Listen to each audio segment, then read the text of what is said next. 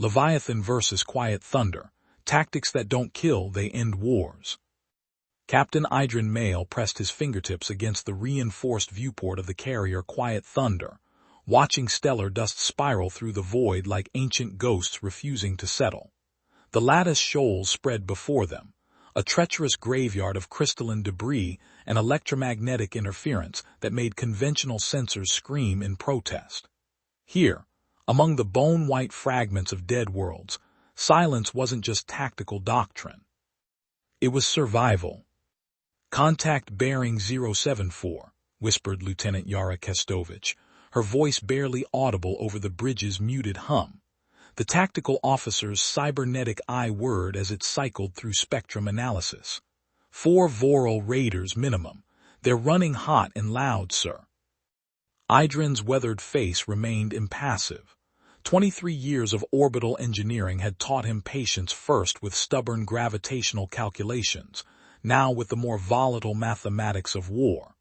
The raiders wanted them to know they were there. Standard Vorul tactics: broadcast strength, intimidate prey into submission, then feast on the remains. They had no idea what kind of predator they'd cornered.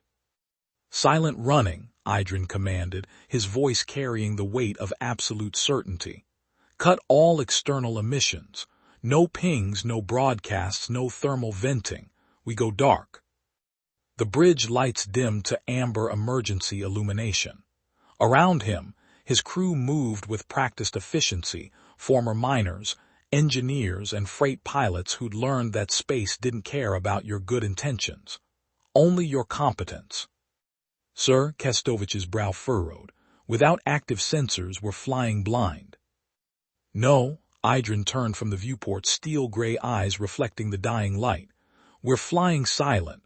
There's a difference." The Quiet Thunder had been his brainchild, a converted heavy lifter retrofitted with military-grade systems, and one crucial modification that Fleet Command still didn't understand. Where other carriers relied on overwhelming firepower and sensor superiority, Mael had designed his ship around a single principle. Sometimes the most dangerous thing in the void was something that refused to make noise. "Enemy formation spreading to encirclement pattern," reported Chief Vasquez from the sensor station, her scarred hands dancing across manual controls. "They're trying to box us in." Through the crystalline maze of the shoals, Idrin could see the raiders' engine flares, bright orange wounds against the star field. Vorul ships were massive, brutal affairs, converted asteroids wrapped in scavenged armor plating and bristling with kinetic cannons. They looked like mechanical tumors metastasizing through space. "Drone Bay, prep the Cedars," Idrin ordered. "Silent launch on my mark." The Quiet Thunder's drone complement wasn't standard fleet issue.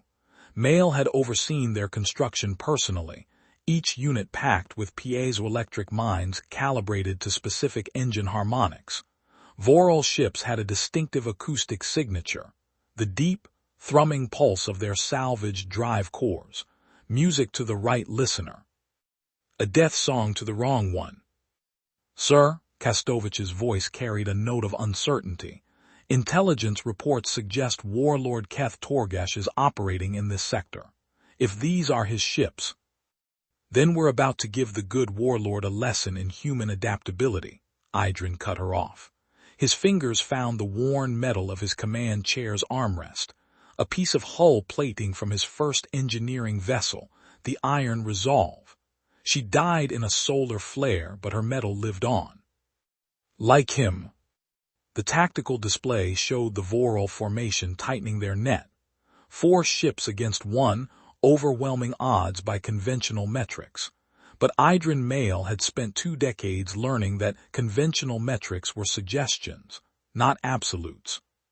"Cedar drones away," reported the drone controller, a thin woman named Akafar whose prosthetic arm interfaced directly with the launch systems. "Silent deployment confirmed. They're riding the debris wake completely passive." Perfect. The drones would drift like cosmic dust, indistinguishable from the shoal's natural detritus until triggered by the specific resonance frequency of Vorul engines. Each mine contained enough shaped explosive to crack a raider's hull like an egg. "Movement on the enemy formation," Kastovich announced, her voice tight with controlled tension. "Lead ship is accelerating. They're making their run." Through the viewport, Idrin watched the nearest raider surge forward, a hulking mass of welded plates and improvised weapons. Typical Vorul thinking, brute force applied with maximum violence. It worked against civilian transports and undermanned patrol craft. It wouldn't work today. "All stop," Idrin commanded. "Dead drift, let them come to us." The bridge fell silent except for the whisper of recycled air and the faint hum of passive systems. This was the moment that separated engineers from warriors, the willingness to stop moving, stop fighting, and trust in the mathematics of preparation. The lead raider closed to weapons range, its massive bulk blotting out stars. Crude targeting lasers swept across the Thunder's hull like searching fingers, probing for weak points. Still, Mael waited. Patience, calculation, the precise application of force at the exact moment of maximum effect. "Weapons lock," Kastovich's warning came sharp and urgent. "Multiple targeting solutions confirmed." The Vorul ship unleashed its opening salvo, a storm of kinetic rounds and plasma bolts that would have shredded any conventional vessel. But the Quiet Thunder wasn't conventional. Her armor was modular, reactive, designed to absorb and dissipate rather than simply resist. Even so, the impact sent shockwaves through the hull. Emergency lighting flickered. Somewhere in the engineering section, metal screamed. "Damage report," Idrin called out, his voice steady despite the chaos. "Hull breaches on decks 7 and 9, reported the damage control officer. "Atmospheric seals holding. We're still in the fight, sir." Good. Pain meant they were alive. The dead didn't hurt. The raider was closing for the killing blow when its engines crossed the critical threshold, the precise harmonic frequency that Mael's drones had been waiting for. The piezoelectric mines activated in sequence, a chain reaction of shaped charges detonating along the ship's ventral hull. The explosion bloomed like a malignant flower, ripping through armor plating and venting atmosphere in brilliant streamers. The raider's engine note changed from a predatory growl to a wounded shriek as primary power fluctuated. "First kill confirmed," Akafer reported with grim satisfaction. "Target is venting plasma and losing way." But this was only the beginning. The remaining 3 raiders were converging, their formations tight and aggressive. And somewhere among them, if intelligence was correct, sailed the flagship of Warlord Keth Torgash himself. Warlord Keth Torgash stood on the command deck of his flagship Idrin Mael, watching his lead raider burn through the tactical display with predatory satisfaction turning slowly to confusion. The human vessel, this Quiet Thunder, had vanished from his sensors moments after the initial engagement. Not destroyed, not fled. Simply gone.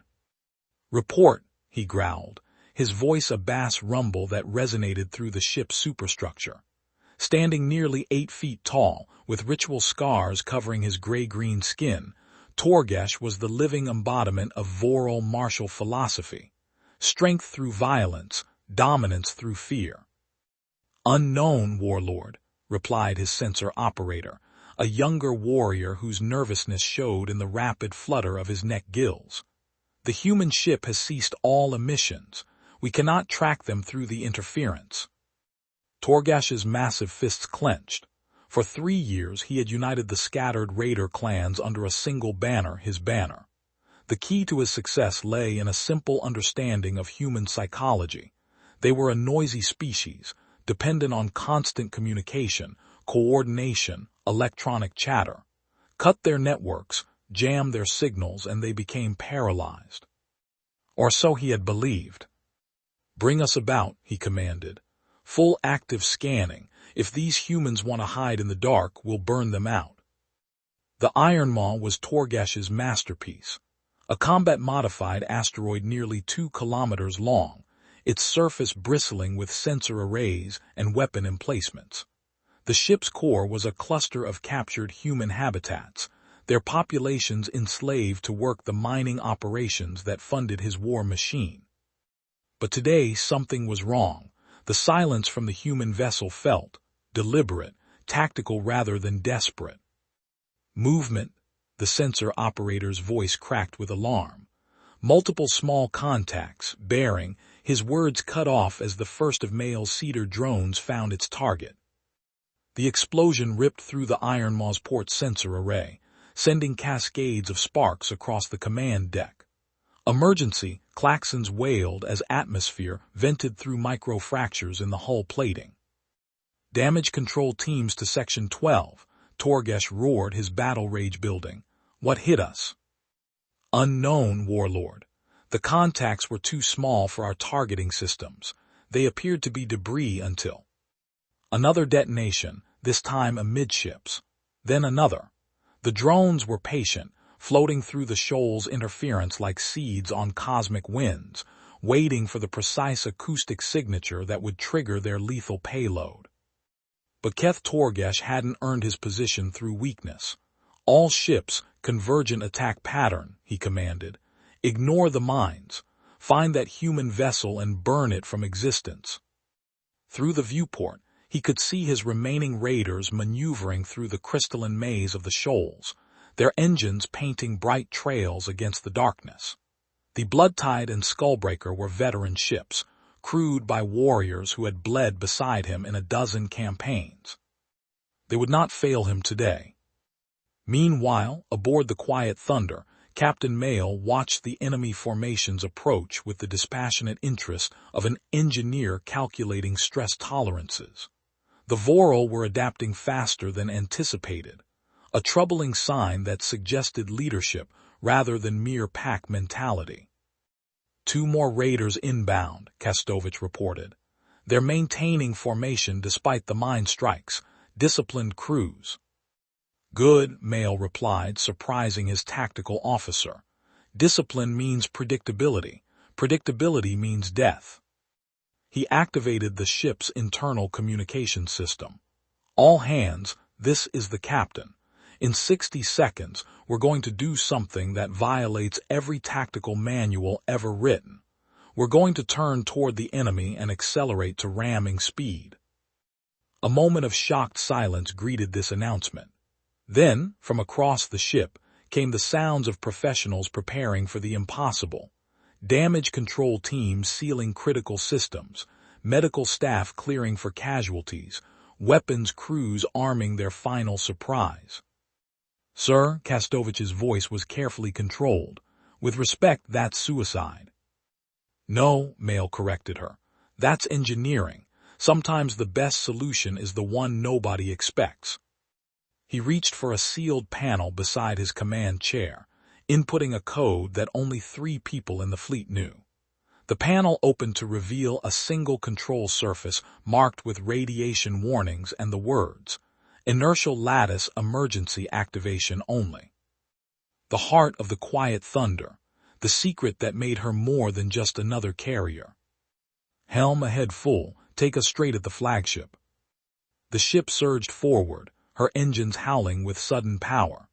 Through the interference of the shoals, she painted herself on every sensor screen, a bright target rushing headlong toward destruction. The inertial memory lattice was Idrin Mael's greatest achievement and most closely guarded secret. Buried deep within the Quiet Thunder's core, it resembled a crystalline web of quantum processors and gravitometric sensors technology that existed at the bleeding edge of human understanding. Most captains thought in terms of thrust and velocity, action and reaction. Mael thought in terms of memory and echo. The lattice recorded everything, every course correction, every evasive maneuver, every moment of acceleration. But more than that, it remembered the potential for movement, the ghost patterns of velocity that existed in the quantum foam between decisions. And when activated, it could replay those patterns in reverse. 60 seconds to contact, Kastovich reported, her voice tight with controlled panic as the quiet thunder accelerated toward the Vorul flagship. "Sir, we're committed now. There's no stopping this run." Through the viewport, the Iron Maw grew from a distant spark to a mountain of metal and malice. Its surface bristled with weapon emplacements, each one tracking the approaching human vessel with mechanical precision. At this range, even the secondary batteries would be enough to crack the Thunder's hull like an egg. "Warlord Torgash is hailing us," the communications officer announced. "Audio only." "Put him through." The bridge speakers crackled with interference, then cleared to reveal a voice like grinding stone. "Human Captain, I am Keth Torgash, uniter of clans, breaker of worlds. Your tactics are impressive but futile. Surrender now, and I will grant your crew a warrior's death." Mael leaned back in his command chair, one hand resting on the lattice activation control. "Warlord Torgash, I've heard of your reputation. They say you believe humans cannot fight without their electronic crutches." A rumbling laugh echoed through the speakers. "Your kind broadcasts every thought, every plan, every weakness across the void. You are predictable, weak." "Predictable," Mael mused. "Perhaps, but you've made one critical error in your calculations." "And what is that, human?" "You assume that silence equals weakness. That because we've gone dark, we've gone blind." Mael's finger hovered over the lattice control. "Allow me to demonstrate the mathematics of silence." The quiet thunder was 30 seconds from impact when Mael activated the inertial memory lattice. The effect was instantaneous and impossible to comprehend from outside. The ship simply stopped. Not slowed, not decelerated, stopped. Every vector, every momentum vector, every quantum of kinetic energy reversed in an instant. The lattice replayed the ship's approach in perfect reverse, transforming forward momentum into an equal and opposite counterthrust field that left the Thunder motionless in space, while the Iron Maw continued its inexorable approach. On the Vorul command deck, alarms screamed as their target vanished from predictive firing solutions. One moment the human ship had been rushing toward them on a collision course. The next, it hung in space like a statue carved from metal and defiance. "Impossible," Torgash breathed, his battle fury momentarily replaced by something approaching awe. "No ship can stop that fast. Physics doesn't." His words were cut off as the quiet Thunder's weapon systems came online. But these weren't conventional plasma cannons or missile pods. Hidden within the ship's hull were microrail launchers, precision instruments capable of firing crystalline slivers no larger than grains of sand at velocities approaching 1% of light speed. The projectiles were targeted with surgical precision, weapon ports, sensor arrays, engine intakes. Not to kill, but to cripple.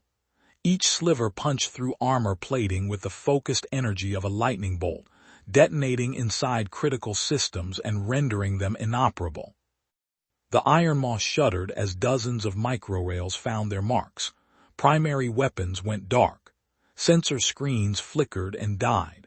The great ship's intimidating arsenal was systematically dismantled with the precision of a surgeon's scalpel. "Status report," Torgash roared, his command deck now lit only by emergency lighting. "Weapons systems offline," his tactical officer reported through gritted teeth. "Sensors are blind. They're picking us apart piece by piece." But the human captain wasn't finished. The microrails had been just the opening move. Now came the real demonstration of his philosophy. Aboard the Quiet Thunder, Mael watched the tactical display with the satisfaction of an engineer whose calculations had proven correct. The remaining Vorul raiders were converging on his position, but their coordination was broken.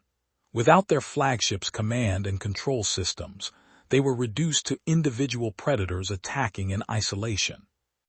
"Target the Bloodtide's drive coupling," he ordered. "Single microrail precisely placed." The shot took 14 seconds to reach its target, a crystalline sliver that severed the connection between the Raider's main engine and its power plant. The ship didn't explode. It's simply, stop trying to kill them.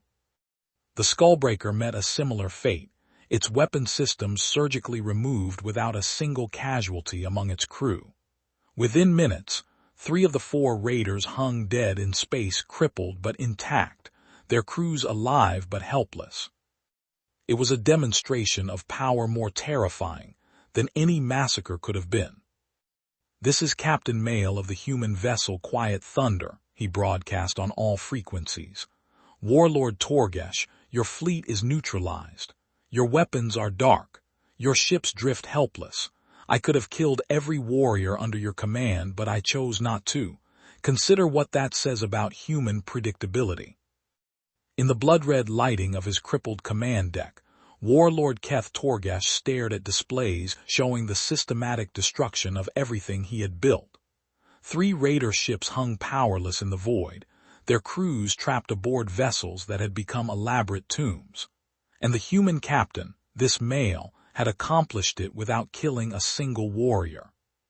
That, more than any slaughter, proved the terrifying extent of human tactical capability. "Warlord," his communications officer spoke with the careful tone of someone delivering potentially fatal news. "The clan leaders are demanding explanations. The Bloodtide's captain is requesting permission to abandon ship." Torgash's scarred hands gripped the edge of his command console until the metal groaned under the pressure. In Vorul culture, strength was everything. A leader who could not protect his followers lost the right to lead them. The clans would scatter within hours, returning to their old feuds and petty raids. Unless he could prove that Keth Torgash was still a force to be feared. "Open a channel to the human vessel," he commanded. "Sir, our communications array was." "Find a way," Torgash growled, his voice carrying the promise of violence. Minutes later, a crackling connection established itself between the 2 flagships. The human captain's voice came through clearly, professionally modulated despite the circumstances. "This is Captain Mael. Are you ready to discuss terms, Warlord?" "Terms?" Torgash laughed, the sound carrying no humor whatsoever. "Human, you have seen only the beginning of Vorul strength. We are not some pitiful merchant convoy to be cowed by tricks and deception." "No," Mael agreed. "You're raiders who have grown comfortable preying on the weak. I'm here to remind you what happens when you encounter the strong." "Then witness true strength," Torgash snarled. "Activate the Leviathan Frame." Even across the electromagnetic chaos of the Lattice Shoals, the activation of the Leviathan Frame registered on every sensor screen within 50,000 kilometers. What emerged from the deeper regions of the asteroid field was a monument to Vorul engineering philosophy, brute force applied without subtlety or restraint. The Leviathan was a chained asteroid 3 kilometers in diameter, its surface encased in ribbed plascrete armor that gave it the appearance of some prehistoric beast. Massive slave drives, engines torn from captured vessels, and welded together in grotesque configurations, pushed the rock forward with the inexorable force of a collapsing star. But the true horror of the Leviathan wasn't its size or its engines. It was its cargo, 15,000 human prisoners chained to the asteroid's core, their life support systems slaved to the weapon's guidance computers. Any attempt to destroy the Leviathan would murder thousands of innocents. "You see, Captain Mael," Torgash's voice carried across space with vindictive satisfaction, "we are not bound by your human squeamishness about collateral damage. The Leviathan will ram your precious habitats in the Kepler colonies. Your people will die by the millions, and their deaths will prove that human civilization is built on weakness." Aboard the Quiet Thunder, the mood on the bridge shifted from professional confidence to grim determination. The tactical display showed the Leviathan's projected course, a straight line toward the nearest human settlements, unstoppable by conventional means. "Options," Mael commanded, his voice betraying no emotion despite the magnitude of the threat. "We could target the slave drives," Kastovich suggested, "disable its propulsion." "Negative. The drives are too close to the prisoner sections. Any weapons fire risks breaching their life support. Evacuation, Chief Vasquez offered. Get our people off the colonies before impact. 15 million civilians, Mael calculated quickly. We'd need every transport in the sector, and we'd still lose half of them. The bridge fell silent as the full scope of Torgash's gambit became clear. The Warlord had created the perfect weapon, unstoppable by force, protected by human morality, and capable of inflicting casualties on a scale that would break the colonial spirit entirely. But Idrin Mael hadn't spent 23 years as an engineer without learning that every system had a breaking point. Every problem had a solution, if you were willing to think beyond conventional parameters. Time to impact, he asked. 4 hours, 17 minutes, Kestovich replied. Mael activated the ship's internal communications once more. All hands, this is the captain. We are about to attempt something that has never been tried before. Engineering, I need you to recalibrate the inertial lattice for external projection. Science teams, I want gravitometric analysis of the target's mass distribution. Tactical, prep every microrail we have for precision fire. Sir, Kestovich's voice carried a note of confusion. What exactly are we attempting? Mael's eyes found the tactical display, where the Leviathan continued its relentless approach toward the civilian colonies. We're going to teach Warlord Torgash that there's a difference between strength and violence, and sometimes the strongest thing you can do is choose not to kill. The inertial memory lattice had never been designed for external projection. In the deepest sections of the Quiet Thunder, Chief Engineer Nikolai Volkov stared at schematics that pushed theoretical physics beyond its comfortable boundaries. Captain wants us to do what? His assistant, a young technician named Harper, asked while connecting additional power conduits to the lattice array. Create a localized inertial field around a 3-kilometer asteroid, Volkov replied, his Russian accent thickening with stress. Essentially freeze it mid-flight using nothing but quantum mechanics and stubborn determination. That's impossible. So was stopping our own ship 30 seconds from impact. Yet here we are, alive and whole. Volkov's scarred hands moved across the control interfaces with practiced precision. In my experience, impossible is just a word engineers use when they haven't thought hard enough. The modifications took 3 hours. 3 hours while the Leviathan Frame continued its inexorable approach toward the Kepler colonies. Every minute brought it closer to the point where even success would arrive too late to matter. On the bridge, Captain Mael monitored the work with the patience of a man who had learned to trust in mathematics over miracles. The tactical display showed the Leviathan's approach vector as a red line cutting through space like a sword aimed at the heart of human civilization. Engineering reports ready, Kestovich announced. Lattice modifications complete, but sir, the power requirements alone will drain our reserves completely, Mael finished. I know, we'll have one shot at this. If it fails, we'll be dead in space while the Leviathan completes its run. And if it succeeds? Mael's expression remained impassive. Then we save 15,000 prisoners and 15 million colonists. Acceptable odds, don't you think? The Quiet Thunder moved into position, shadowing the Leviathan at optimal range for lattice projection. This close, the asteroid's true size became apparent, a mountain of stone and metal wrapped in armor plating, its surface scarred by the installation of massive drive systems. Gravitometric scan complete, reported the science officer. Mass distribution is irregular but stable. The prisoner sections are concentrated in the core, surrounded by the heaviest armor. Good, that would provide some protection when the lattice activated. Warlord Torgash is hailing us, the communications officer announced. Put him through.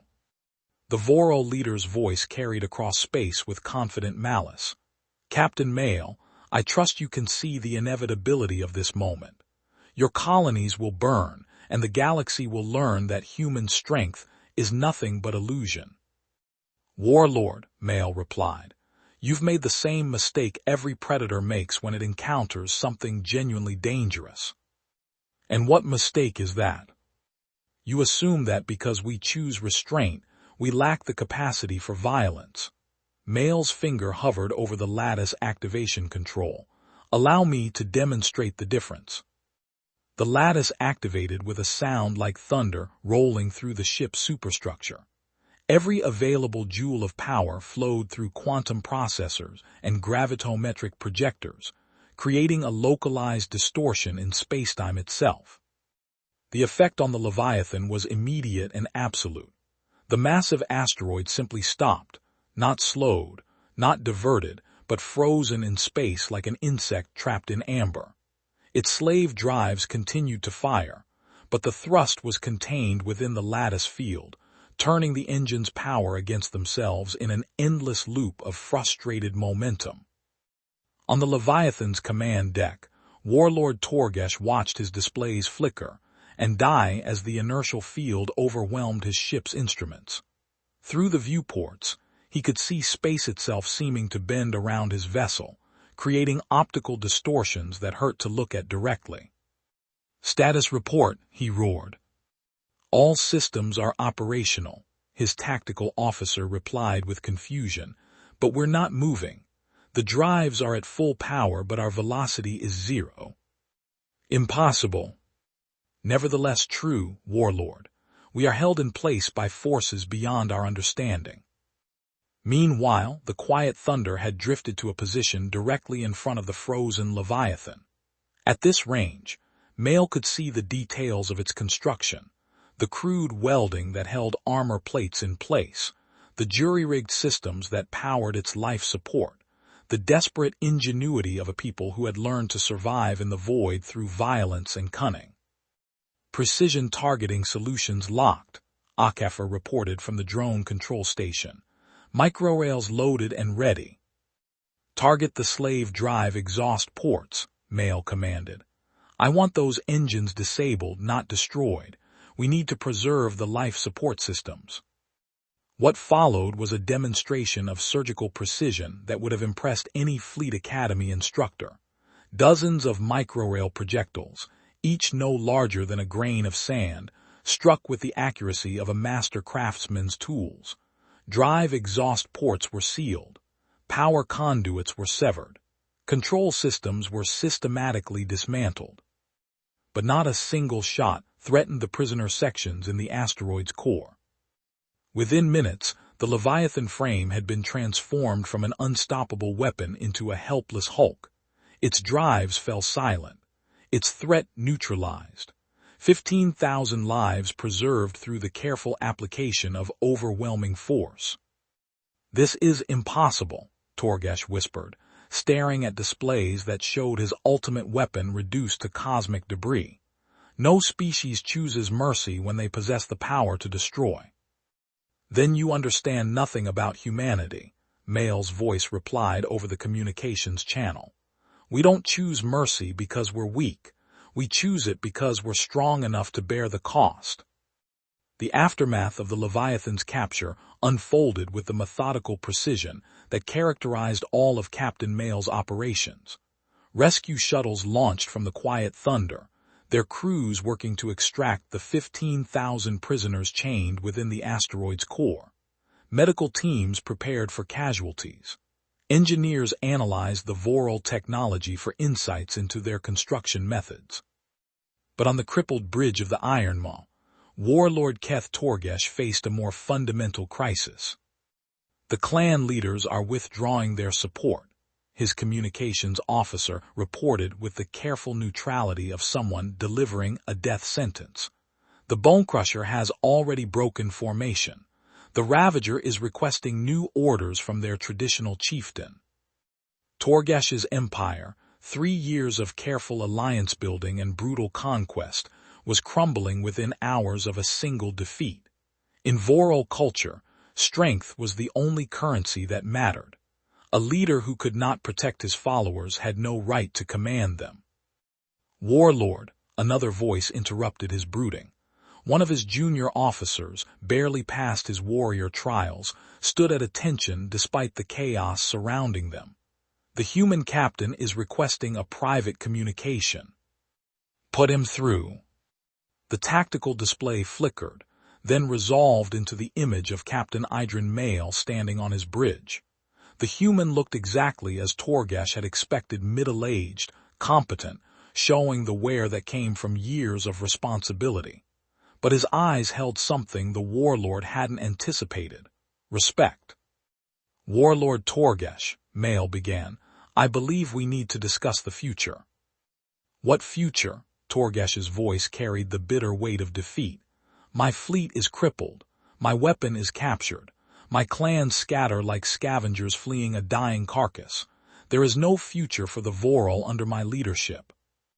"That depends," Mael replied, "on whether you're willing to redefine what leadership means." The statement hung in the charged air of the command deck. Around Torgash, his surviving crew members exchanged glances, confusion, hope, suspicion warring in their expressions. "Explain," Torgash demanded.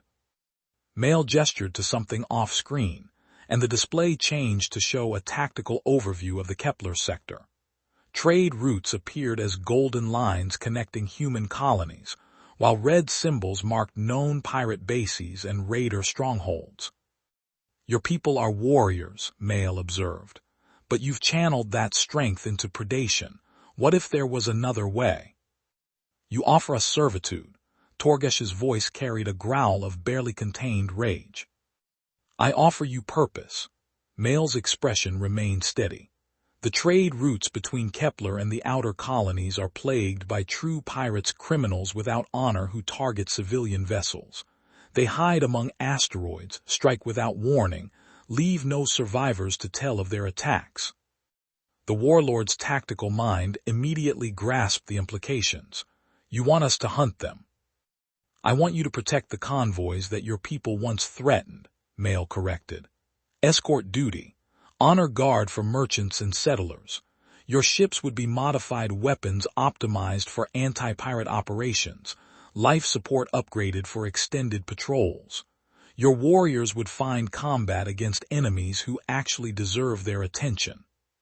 For long moments, the only sound on the bridge was the whisper of recycling air and the distant hum of backup power. Torgash was weighing the offer against everything he had built, everything he had believed about Vorul destiny. "And in return," he finally asked. "Legitimacy, recognition by the colonial authority, steady pay for your crews, respect instead of fear." Mael paused, then added, "and the knowledge that your strength serves something greater than simple destruction." "My warriors are raiders, not guards." "Your warriors are whatever you lead them to be," Mael countered. "The question is, what kind of leader do you choose to become?" It was Chief Vasquez who broke the silence that followed, her voice carrying across the bridge from her sensor station. "Sir, we're getting responses from the rescued prisoners. They're requesting permission to speak with the warlord." Both Mael and Torgash looked surprised by this development. The display shifted again, showing a gaunt human woman in the gray jumpsuit of a colonial engineer. Her name, according to the identification readouts, was Dr. Sarah Chen, one of the prisoners who had been chained to the Leviathan's core. "Warlord Torgash," she began, her voice steady despite her obvious exhaustion, "I wanted to thank you." "Thank me?" Torgash's confusion was evident. "I was prepared to use you as a weapon against your own people." "But you didn't kill us," Chen replied.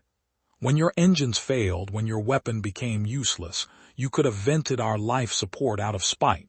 You could have executed us to deny Captain Mael his victory. Instead, you let us live." The warlord started to object, to explain that he simply hadn't had time to commit such an atrocity, but the words died in his throat. Because the truth was more complex. In that moment of defeat, facing the collapse of everything he had built, the thought of murdering helpless prisoners hadn't even occurred to him. Perhaps there was more to Vorul honor than he had realized. 6 months after the Battle of Lattice Shoals, the Quiet Thunder drifted in the shadow of Kepler Station, her hull scarred but intact, her crew resting between patrols. Captain Mael stood in his ready room, reviewing reports that would have seemed impossible half a year earlier. Convoy losses in the Kepler sector had dropped by 78%. Pirate activity was at its lowest level in a decade, and the Vorul escort fleet, as the colonial authority had officially designated Torgash's reformed raiders, had established a reputation for ruthless efficiency against genuine threats to civilian shipping. "Sir," Lieutenant Kastovich's voice came through the intercom, "we're receiving a priority transmission from Warlord Torgash." "Put him through." The tactical display resolved into the familiar figure of the Vorul leader, though he looked different now. The ritual scars remained, the imposing stature unchanged, but there was something in his bearing that spoke of purpose rather than simple aggression. "Captain Mael," Torgash began, "I wanted to report the successful completion of our latest escort mission. Convoy Delta 7 reached New Geneva without incident." "Any pirate contact?" 3 vessels attempted an interdiction near the Titan's Reach asteroid field. They were discouraged from pursuing their intentions. Mael suppressed a smile. Discouraged, in Vorul terminology, usually meant the pirates had been so thoroughly outfought that word of their defeat would spread through criminal networks for months. "Casualties?" "Minor injuries among our boarding parties. The pirates' ships were disabled and their crews delivered to colonial authority custody." Torgash paused, then added, "As per the terms of our agreement." It had taken months to establish those protocols, rules of engagement that satisfied both Vorul warrior culture and human legal standards. The key insight had been recognizing that honor could be served as well by capture as by killing, provided the combat was sufficiently challenging. "Excellent work, Warlord. How are your crews adapting to the new mission profile?" "Better than expected. Young warriors compete for positions on escort ships. The clan mothers speak of honor restored." Another pause. "Captain, I have a request." "Go ahead." "The Blood Tide has been tracking a group of slavers operating near the Proxima Junction. Captain Hirks believes they are using modified civilian vessels to avoid detection. He requests permission to engage." This was the test that Mael had been waiting for, the moment when the Vorul would face their old enemies, the criminals who had driven many of them to piracy in the first place. Slavers were the bottom feeders of the criminal ecosystem, preying on the weak and defenseless in ways that even raiders had traditionally scorned. "Permission granted," Mael replied. "But standard protocols apply. Disable, capture, deliver to proper authorities." "Understood, and Captain, thank you." The transmission ended, leaving Mael alone with his thoughts and the view of Kepler Station through his ready room's viewport. The station was bustling with activity, cargo haulers loading supplies for the outer colonies, passenger liners preparing for scheduled runs, military vessels maintaining the peace that made commerce possible. All of it protected, in part, by former raiders who had found something worth fighting for beyond simple survival. A soft chime indicated an incoming message on his personal communication channel.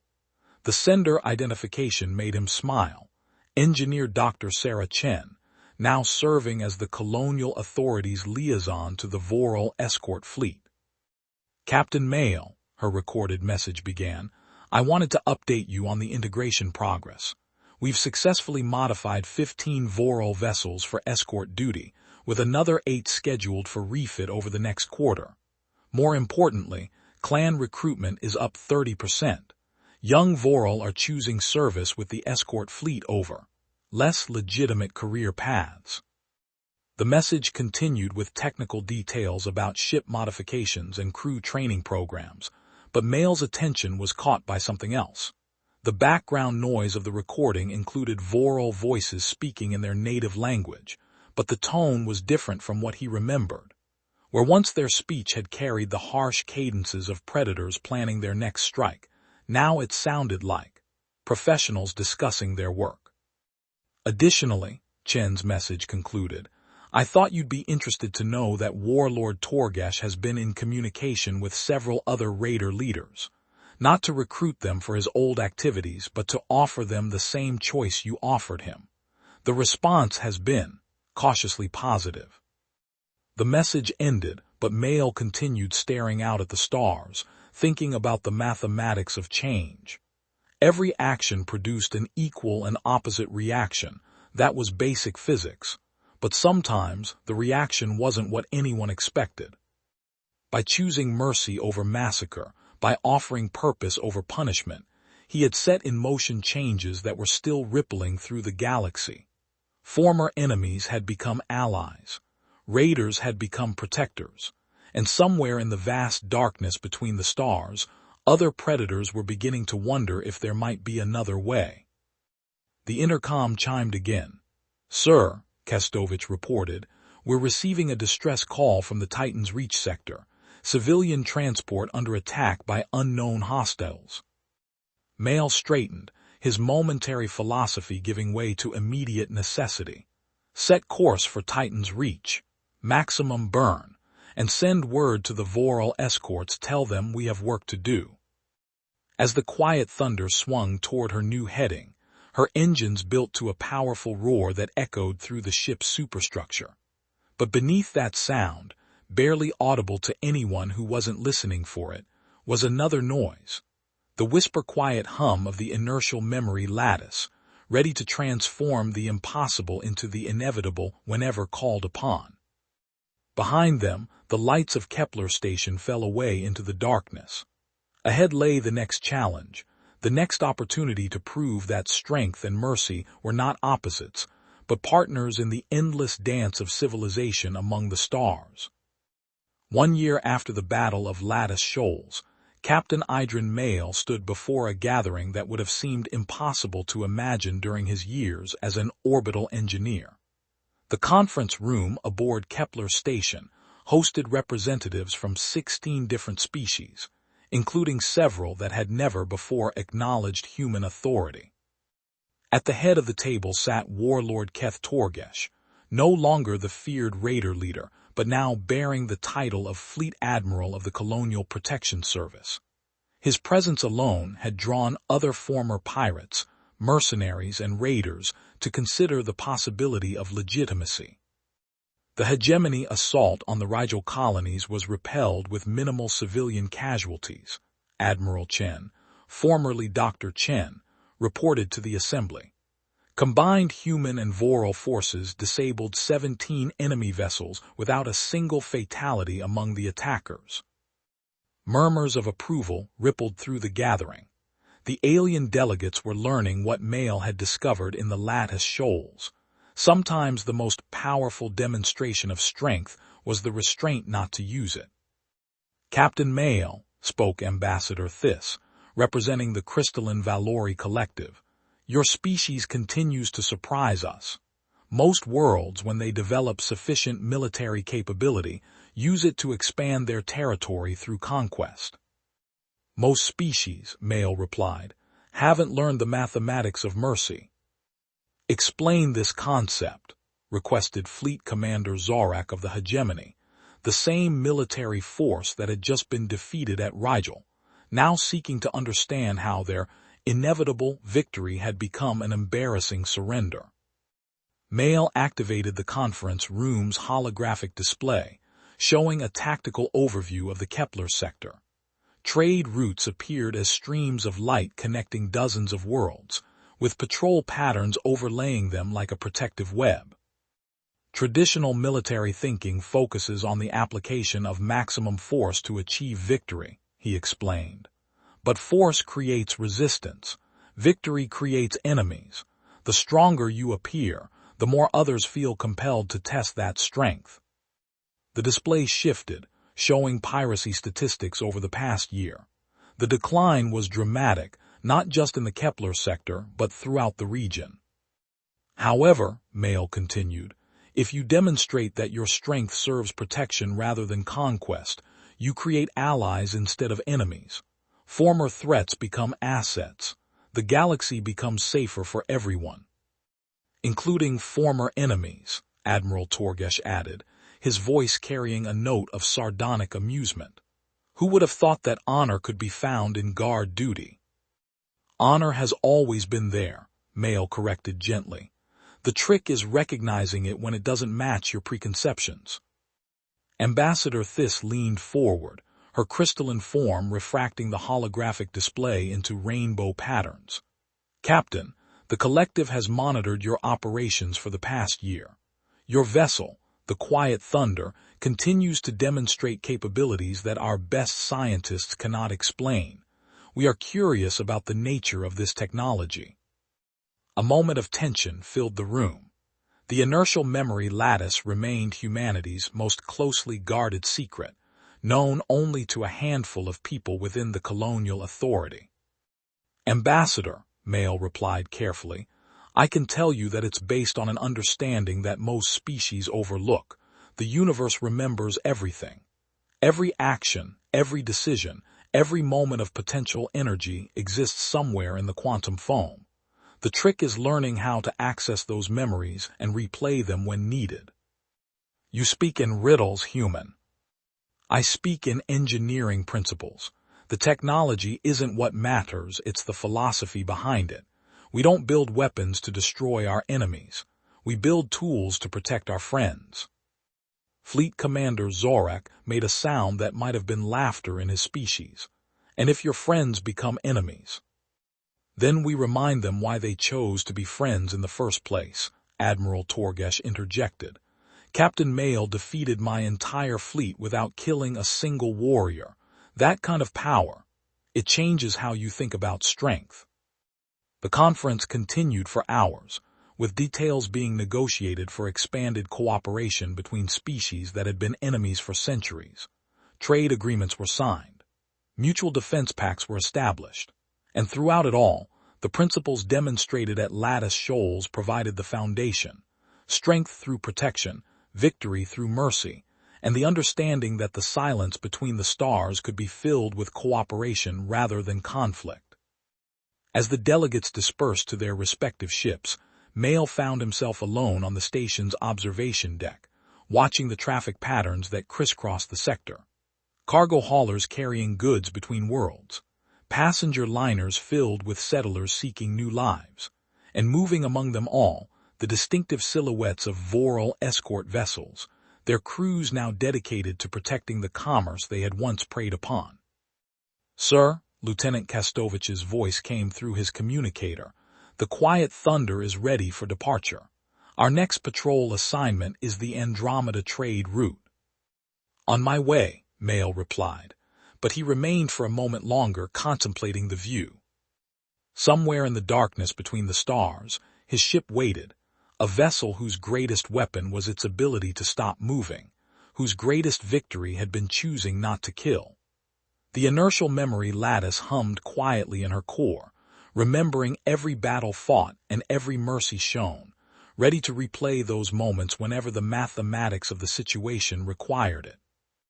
But perhaps the most important thing the lattice remembered was this: that in a universe where strength was often measured by the ability to destroy, the greatest strength of all might be the wisdom to build instead. Captain Idrin Mael, former orbital engineer, current guardian of the space lanes, walked back toward his ship and the next patrol. Behind him, the lights of Kepler Station continued their eternal dance against the void, a beacon of civilization maintained by the understanding that sometimes the most dangerous thing in the galaxy was something that chose to remain silent. Until the moment when silence was no longer enough. The Quiet Thunder departed Kepler Station with minimal fanfare, her engines building to the familiar roar that had become the sound of protection rather than aggression. And in her wake, she left something that no weapon could destroy and no enemy could defeat: the memory of mercy, replaying itself across the galaxy one saved life at a time. Thank you for listening. If you enjoyed this story, consider subscribing for more journeys.